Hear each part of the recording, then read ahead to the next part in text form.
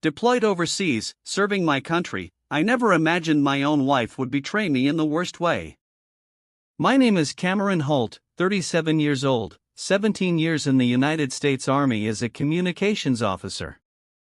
I spent 9 months at a forward operating base, coordinating intel transmissions, dreaming of Kentucky bluegrass. But what I came home to, it shook me to my core. Welcome to Jake's Revenge, where we uncover stories of betrayal and justice that hit hard. 3 days after landing back in Lexington, I found the papers in my mother's desk drawer. The family trust my father established before his death altered. Not just altered, completely restructured. My wife of 8 years, Marissa, was listed as the primary trustee. My mother, Evelyn, was demoted to secondary beneficiary. The document? Dated 4 months into my deployment. I sat in my childhood home study, holding the papers, reading each line twice. This house, on 15 acres of Kentucky's finest countryside, was meant to stay in our family forever. That's what my father wanted. Everything okay in here? Marissa appeared in the doorway, leaning casually, blonde hair tied back, wearing the diamond earrings I sent for our anniversary. I slid the papers back into the folder. Just going through some things, I said. Your mom's finances were a mess, she replied, voice light, helpful. I organized everything while you were gone. Someone had to step in. I nodded, not trusting myself to speak.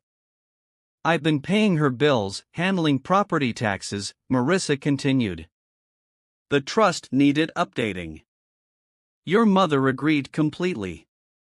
My mother sat in the living room, watching a game show, volume too loud. 82 years old, starting to repeat herself. On video calls from overseas, she'd seemed confused about what day it was. Thanks for keeping things organized, I said finally. I need time to adjust to being home. Marissa smiled. Of course. Take all the time you need. But that night, on the back porch, watching the oak trees against the night sky, I couldn't shake the feeling something was wrong.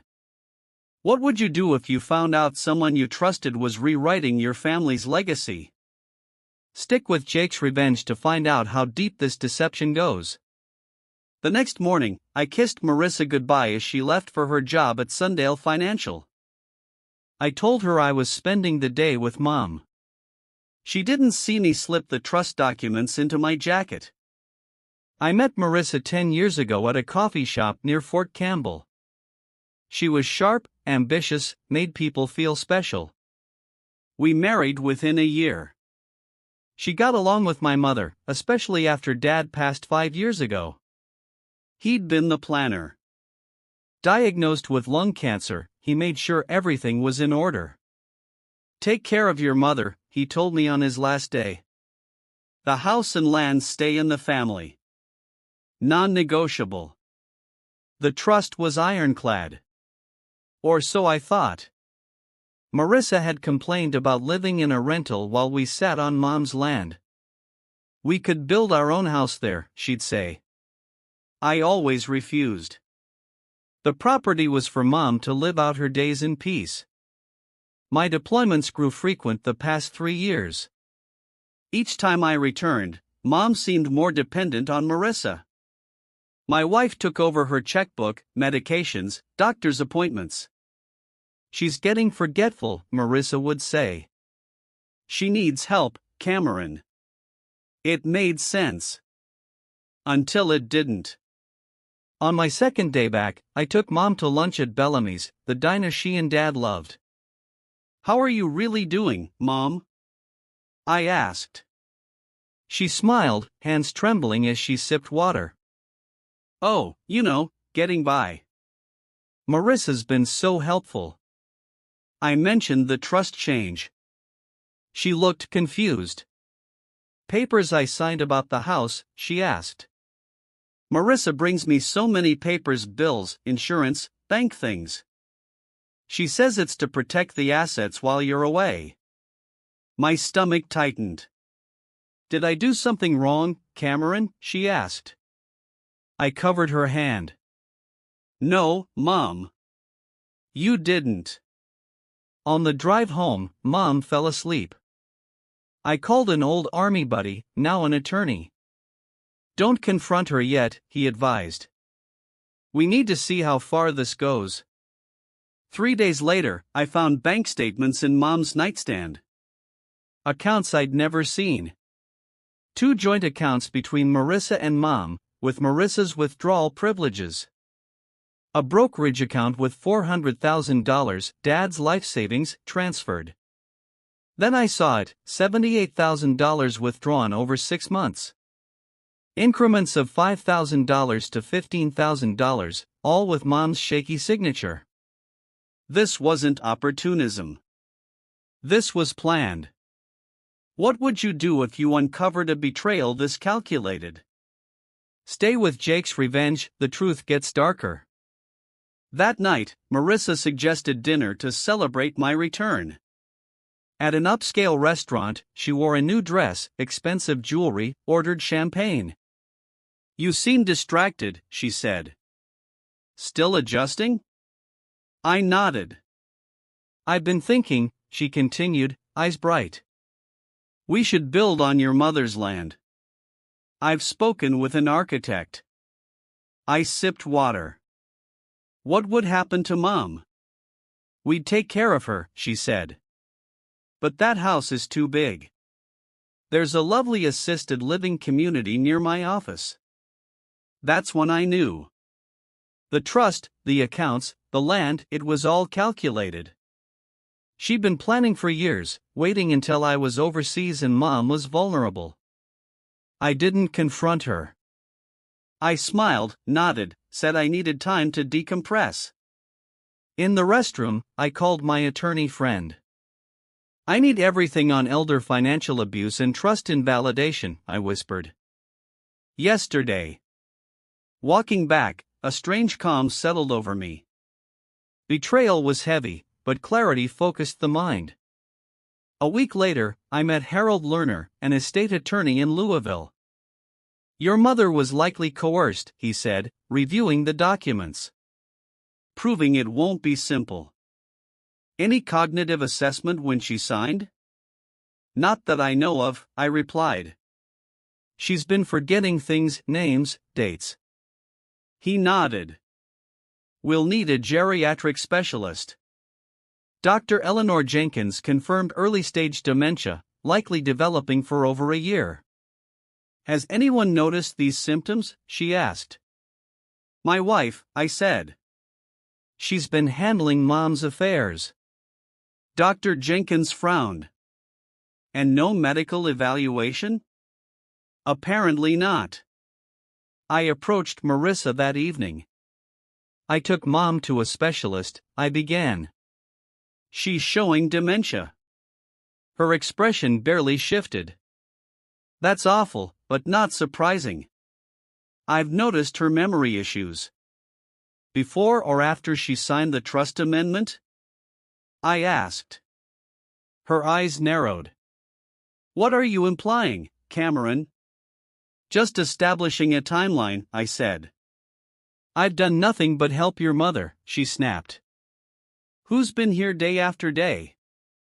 You're right, I nodded. I'm just concerned about financial decisions. Those were for her care, she said. Everything's documented. I'd like to see those documents. She stood abruptly.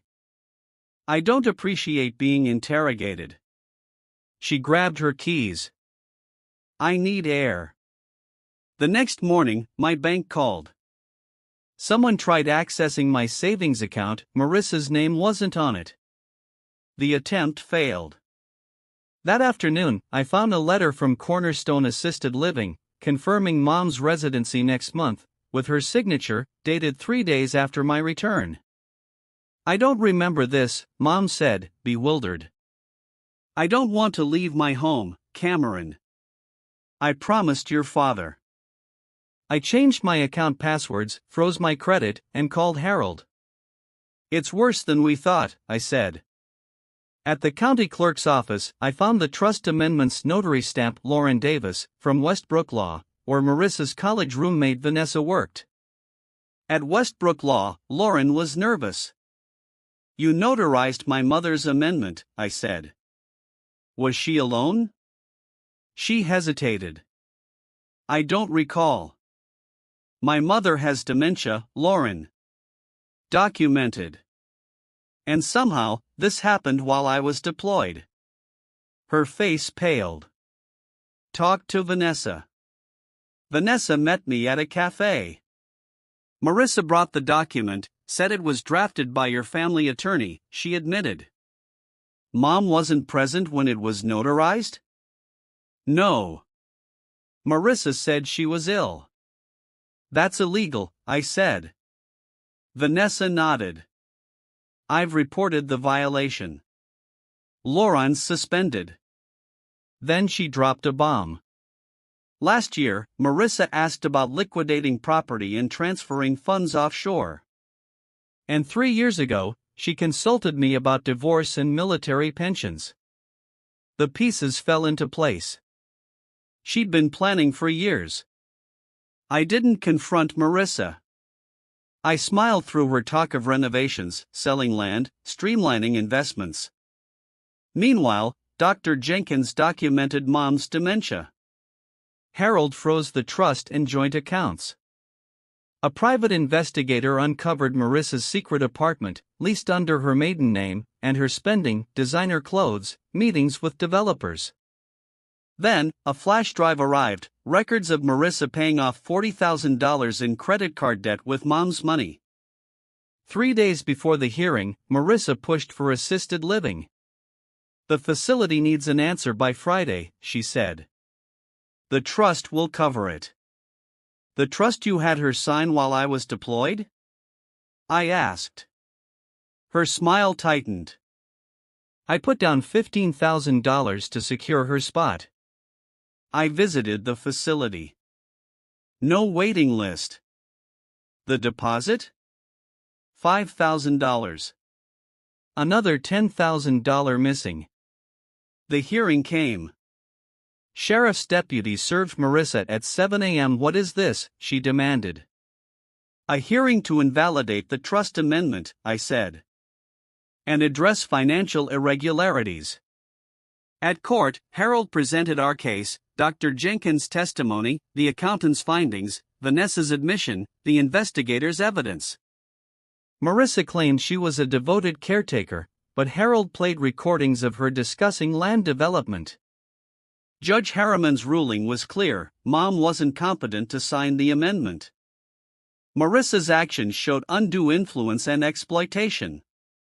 The trust was restored, accounts dissolved, a forensic audit ordered, and the case referred for criminal charges. Marissa left the courtroom without a glance.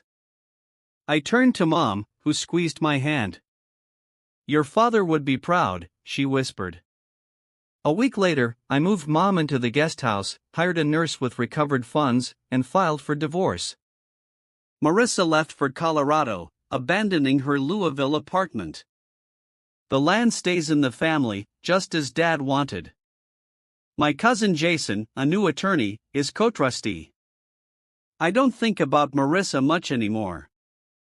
Betrayal cuts deep, but I focus on the good: coffee with Mom, visits from Army friends, the peace of preserving what was almost lost. My father said a man's character is revealed not in how loudly he fights, but in the quiet aftermath of the storm. I finally understand. Thanks for watching Jake's Revenge. Subscribe for more stories of truth and triumph.